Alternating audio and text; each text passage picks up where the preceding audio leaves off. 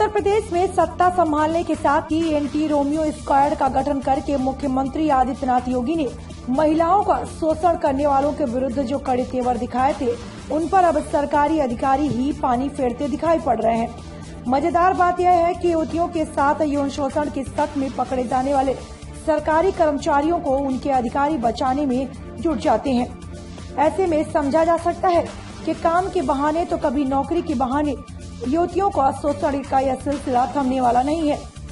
ऐसी ही घटना हुई रामपुर के सदर तहसील परिसर में, जहां लेखपालों के लिए बने सरकारी आवासों में युवतियों को काम के बहाने रात में लाया गया और फिर उनके साथ अनहोनी होती कि युवतियों ने शोर मचा दिया। युवतियों का शोर सुनकर लोगों ने 2 लेखपालों को रंगे हाथ पकड़ लिया। अधिकारियों से शिकायत की गई तो अधिकारी भी मामले को दबाने में जुट गए और किसी तरह से समझा बुझाकर युवतियों को चलता कर दिया गया।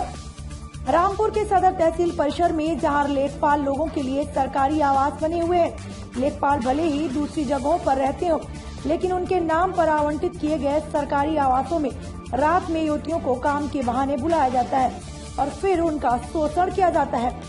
इसका जीता जागता सबूत मिला जब रात ढलते ही रामपुर की तहसील सदर परिसर में 2 युवतियों को लेकर आई कार में बैठी युवतियां चीख पुकार करने लगी।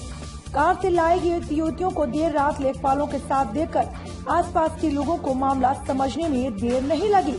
यह काम के बहाने लाई गई युवतियों के यौन शोषण का मामला है।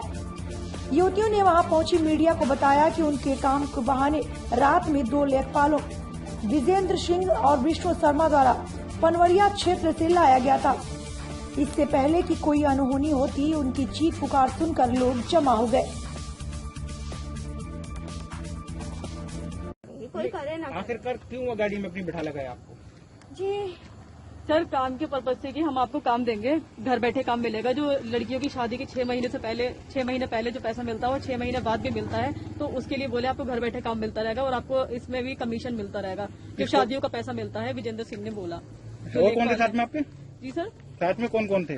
साथ में विष्णु शर्मा और विजेंद्र सिंह। तो ये आपको कहाँ से लेके आ रहे थे? सर पनवरिया से लेके आ रहे थे। आधे घंटे से हमारा वेट कर रहे थे। इतनी रात में काम का क्या काम? सर वो तो हमारा आधे घंटे से वेट कर रहे थे, कॉल पे कॉल करे जा रहे थे, तो हमने उनसे बोला भी कि हम कल बात कर लेंगे। तो मुझसे बोले नहीं, मैं यहाँ पर खड़ा हुआ तो यहीं पर 5 मिनट लगेंगे, बात कर लो आप मुझसे आके। आप क्या करते हो? सर मैं हाउस वाइफ हूँ, घर में रहती हूँ। तो तहसीलदार साहब कौन होते हैं कि आपसे दबाव में लेकर और आपसे जो है मान लो जो लिखवा लिया कि हम कानूनी कार्रवाई नहीं करना चाहते हैं? आप नहीं करना चाहते हो कानूनी कार्रवाई? युवतियों को देर रात काम के बहाने तहसील परिसर में बुलाने और उनका यौन शोषण किए जाने के आरोप में रंगे हाथ पकड़े गए 2 लेखपालों की शिकायत जब तहसील विभाग के आला अधिकारियों से की गई तो देर रात तहसील परिसर में युवतियों को बुलाने वाले 2 लेखपालों के खिलाफ किसी भी तरह की कोई कार्यवाही करने से बचते हुए मामले को रफा दफा करने में जुट गए।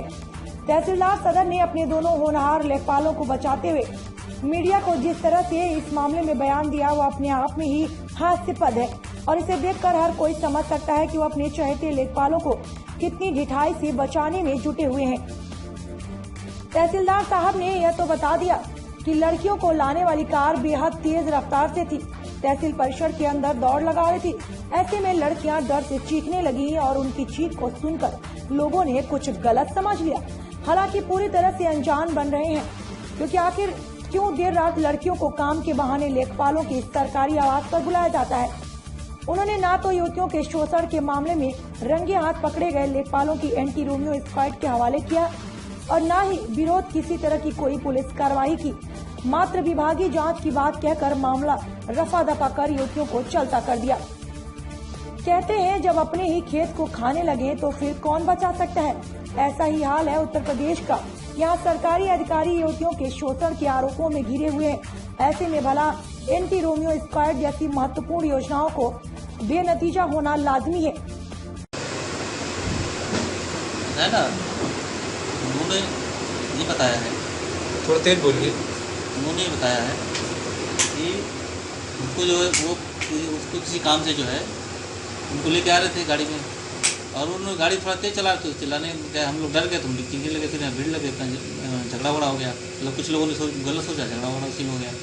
ठीक है, अब हमको जो एक उन्होंने लिख के दिया है विभाग कार्यों के, हम कार्य अपना करते हैं डिपार्टमेंट। तो लड़की जो थी उन्होंने क्या लिख करके दिया, क्या बताया उन्होंने? बताया तो मैंने, यही तो बताया जो मैंने बताया आपको।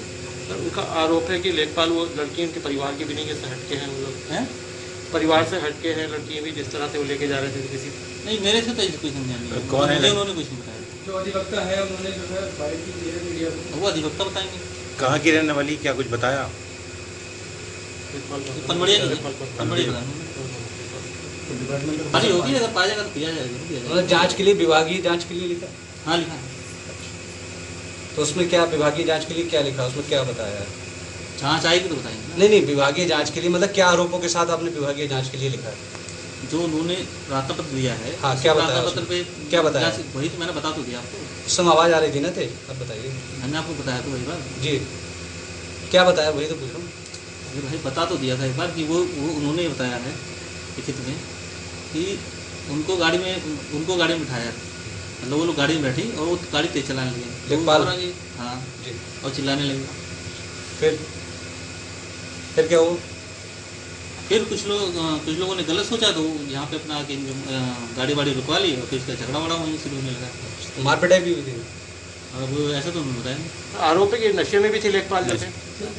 ऐसा तो उन्होंने कुछ नहीं लिखा। क्या नाम है इनका लेखपाल महोदय का? विजेंद्र और विजेंद्र सदन में ये सर। हाँ सर।